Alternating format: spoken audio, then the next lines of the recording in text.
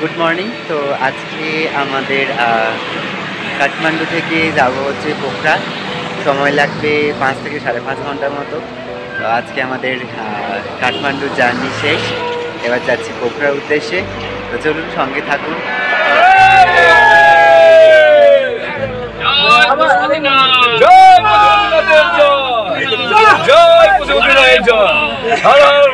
জয় পশুপতিনাথের জয়। এই পবিত্র ধ্বনি উচ্চারণ করেই আজ আমাদের যাত্রা শুরু। শ্রীকৃষ্ণ ট্যুর অ্যান্ড ট্রাভেলসের গাড়ি ছুটে চলেছে পোখরার পথে। মোট দূরত্ব প্রায় 206 কিলোমিটার। রাস্তা যতই এগোচ্ছে ততই প্রকৃতি খুলে দেয় তার এক একটা রূপ। সবুজ পাহাড়, ঘুরপাক খাওয়া রাস্তা আর আকাশ ছুঁয়ে থাকা তুষার শৃঙ্গ। আমরা যেতে যেতে অনেক সুন্দর সুন্দর জায়গা দেখতে পাই। তো আমরা যেখানে দাঁড়িয়েছি সেখানে অসম্ভব সুন্দর একটা প্রাকৃতিক দৃশ্য আপনাদের দেখুন।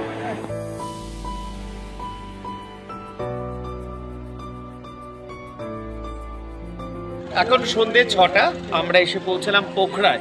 তো আজকে আমরা এই সময়টা বিশ্রাম নেব, আর ইচ্ছা আছে বিকালে আর একটু সন্ধ্যেবেলার দিকে একটু আশেপাশে ঘুরে দেখার জন্য। কালকে অন্যান্য সাইট সিনগুলো হবে। নেপালের গণ্ডকী অঞ্চলের কাস্কি জেলার এক অপূর্ব শহর এই পোখরা বা পোখরা। জনসংখ্যার হিসাবে কাঠমান্ডুর পরেই এর স্থান। তবে সৌন্দর্যে, সংস্কৃতিতে আর শান্তিতে এই শহর অনন্য।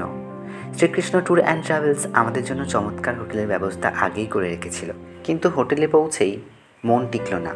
একটু বিশ্রাম নিয়েই বেরিয়ে পড়লাম কাছের বাজার। এখানে বিভিন্ন দেশের মানুষ, তাদের মুখের মিষ্টি হাসি, রঙিন দোকান আর মিষ্টি গন্ধে ভরা খাবার।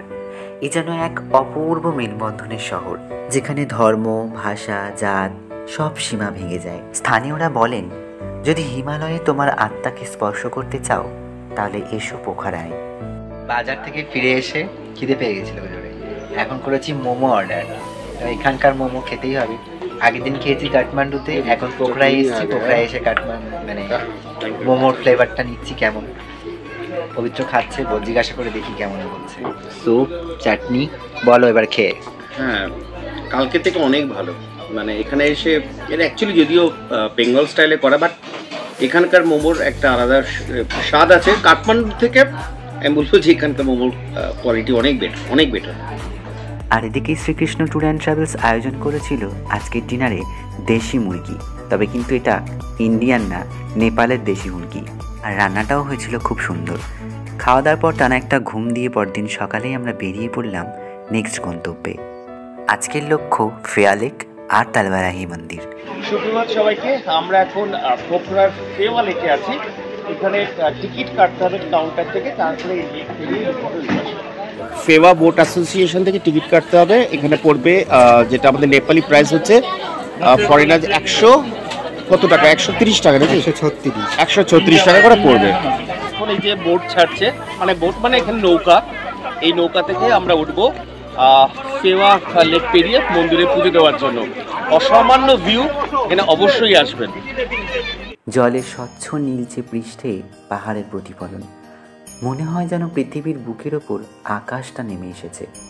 ফেয়া লেক নেপালের দ্বিতীয় বৃহত্তম মিষ্টি জলের হ্রদ। এর আয়তন প্রায় 5.23 বর্গ কিলোমিটার।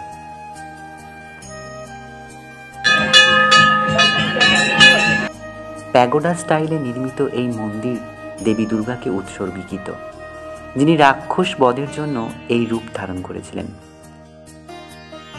কুয়াশা সরতেই দেখা মিলল মাচ্ছাপুচ্ছারের শৃঙ্গ। আমরা যখন বেরিয়েছিলাম তখন কুয়াশা ছিল, এখন কুয়াশা সরিয়ে গিয়ে মন্দিরের প্রার্থনার পর মন ভরে উঠল এক অপূর্ব শান্তিতে। প্রতি শনিবার এখানে অগণিত ভক্তের সমাগম হয়। আর এরই সংলগ্ন রয়েছে একটা অসামান্য পার্ক। একটা বোট আপনি করে আসলেন, পুজো দিলেন আর এখানটা রিল্যাক্স করবেন। আর সন্ধ্যেবেলাও আমরা এখানে আসবো, যেহেতু নেপালের দ্বিতীয় বৃহত্তম একটা পর্যটন স্থল এবং শহর, সব থেকে তুলনামূলকভাবে কাঠমান্ডু থেকে এর ইকোনমিটা প্রচুর লোক আসছে। ইকোনমিটা একটু বেটার মনে হলো। ভালো লাগবে, আপনারা এখানে আসবেন, খুব সুন্দর।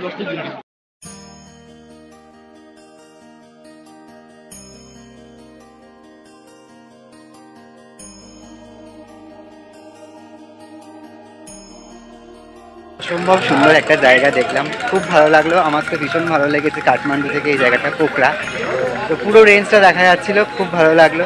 আবার আসবো, যদি কখনো নেপাল আসি এই জায়গাটায় অবশ্যই আসবো, আর আপনাদেরকেও বলবো আসার জন্য। হোটেলে ফিরে এসে ব্রেকফাস্ট পর্ব সাঙ্গ করে আমরা আবার বেরিয়ে পড়লাম বিন্ধ্যবাসিনী মন্দির ঘুরে দেখতে। আমরা এখন এসে পৌঁছালাম বিন্ধ্যবাসিনী মন্দিরে, সেখানে তো যাবো। আর তার পিছনে দেখুন অসামান্য রেঞ্জটা।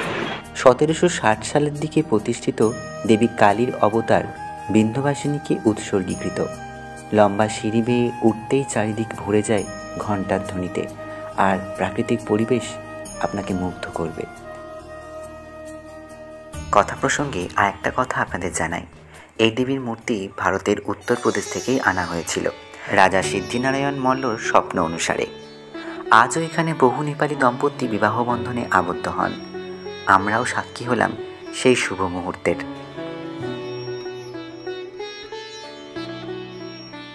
দুপুরের খাবার সেরে শরীর বিশ্রাম চাইলেও মন চায়নি থামতে, কারণ সন্ধ্যায় অপেক্ষা করছে ফেওয়া লেকের ধারে অপরূপ আরতি। লেকের ধারে জ্বলে উঠেছে শত শত প্রদীপ, ঘণ্টার ধ্বনি, শঙ্খ আর ভজন, সব মিলে এক অদ্ভুত আধ্যাত্মিক কম্পন যেন ছড়িয়ে পড়েছে বাতাসে।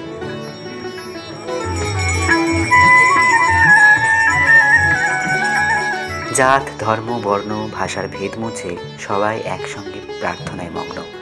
নেপালি, ভারতীয়, ইউরোপীয় সবাই যেন এক সুরে গাইছে ওম নমঃ শিবায়।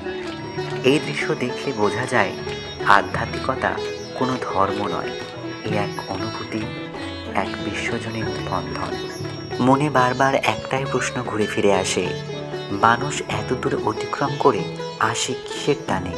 প্রকৃতি, দেবতা, নাকি নিজেকে খুঁজে পাওয়ার আশায়? এই ভাবনাগুলো নিয়েই আজকের পর্বের ইতি টানলাম। পরের পর্বে দেখাবো নেপালের আরও অজানা সৌন্দর্যের গল্প। ভিডিওটি যদি ভালো লেগে থাকে লাইক, কমেন্ট, শেয়ার করবেন। আর বিশেষ ধন্যবাদ শ্রীকৃষ্ণ ট্যুর অ্যান্ড ট্রাভেলসকে। শেষে শুধু একটাই কথা, আবার পুস্ত মানে নিজেকে খুঁজে নাও, ফাইন্ড ইয়োরসেলফ।